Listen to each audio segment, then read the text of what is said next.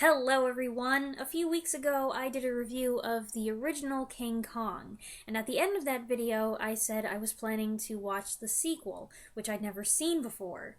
Well, today I'm making good on my promise. Here we go. This is what I thought of 1933's Son of Kong.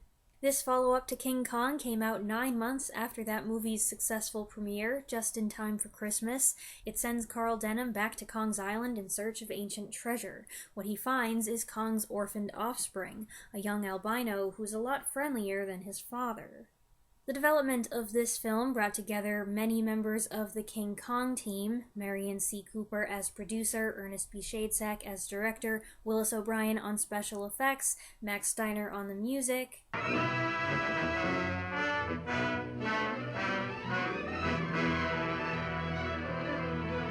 The screenplay was written by Ruth Rose, who also co-wrote the first film.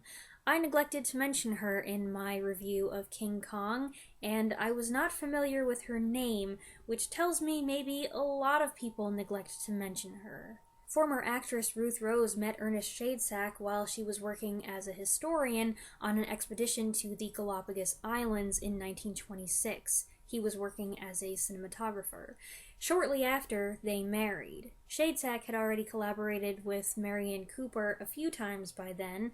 It was while they were developing King Kong that Rose was brought in to help improve the script, which allegedly was in sore need of an overhaul. Rose's contributions earned her a co-writing credit. It was she who wrote the film's most famous line and who modeled its main characters after real-life figures: Cooper, Shadesack, and Rose herself. Rose gets sole writing credit for Son of Kong, and she would go on to play further with themes introduced here in the screenplay for 1949's Mighty Joe Young, which was also a Cooper brainchild, was also directed by her husband, also had O'Brien working on the effects, and also featured Robert Armstrong and a very big monkey.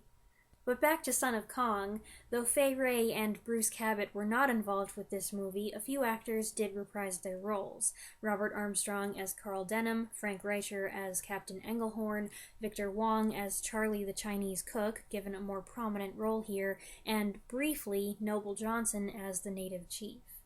While I think it's up for debate who the central character in King Kong is, Carl Denham, Andero, or Kong himself, Denham is unquestionably the lead this time around. A month after Kong's death, Denham finds himself full of remorse and hounded by the press, as well as angry survivors, investors, and property owners. Denham's been in hiding to avoid the flood of lawsuits, and his friend Captain Engelhorn offers him a way out, taking a spot on his ship as it travels east, as far away from New York as possible. They'll just be doing a little freight business, mind you. No trips back to Kong's Island. No, sir, not at all. How far is it to Kong's Island? 1,753 miles. King Kong's finale, while conclusive, may have prompted some in the audience to ask, what happens next?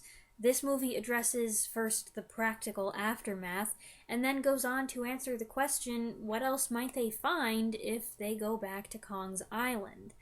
I've always wondered that. Skull Island is a fascinating place. How about a movie set there that doesn't have anything to do with Kong? As far as I know, nobody's made anything like that yet, but this movie is one of the few to come close. Joining the veterans from the cast of King Kong are Helen Mack and John Marston.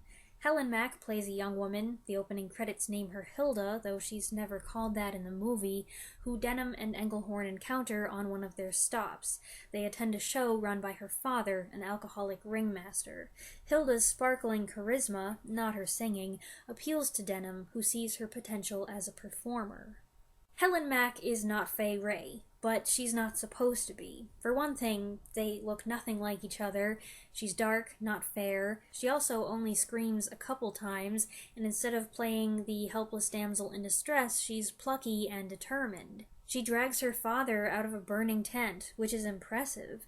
She threatens the man who killed him. She stows away on Engelhorn's ship. She follows Denham on the island without hesitation. She's not terrified when they come across Junior stuck in quicksand. I think with her adventurous spirit and lack of timidity, she's a good match for Denham. Granted, it is a little unexpected to see Denham cast in the light of a romantic lead, but they don't go that far in that direction, only far enough to make a relationship between them convincing. John Marston plays Hellstrom, a Norwegian captain who destroyed his own ship for the insurance money. Hellstrom is a somewhat convenient bad guy. When he bumps into Denham, we find out he's the one who gave Denham the map to Skull Island. He's also the one responsible for Hilda's father's death, so he ties those stories together in an awfully neat way. Hellstrom's eager to get out of that port, so he concocts a story about hidden treasure on the island, luring Denham and Engelhorn, who are broke, into a partnership. He's so obviously deceptive, you know he's about to lie before he even opens his mouth, that the fact Denham falls for it is a little embarrassing. Hellstrom does turn out to be right, but he doesn't get any credit for that. A lot of the plot points involving this character were predictable. Hellstrom's presence provides much-needed conflict and incentive, but that conflict is a bit hard to get invested in, and as a villain, he borders on cartoonish. I think it's important to remember, though, when you start to get too critical, that this movie was never intended to be taken too seriously.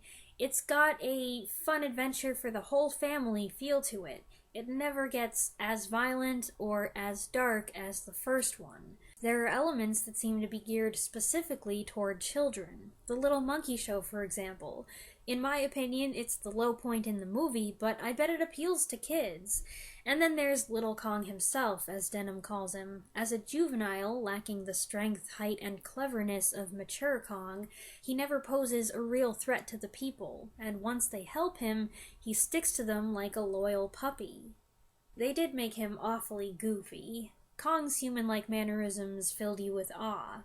Little Kong's antics do not inspire the same reaction.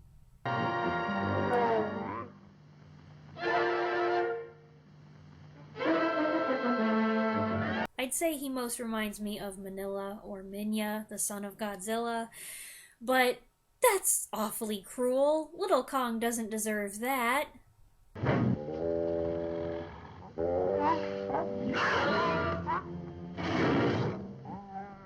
It doesn't need to be said that this movie does not get nearly as much attention as its predecessor.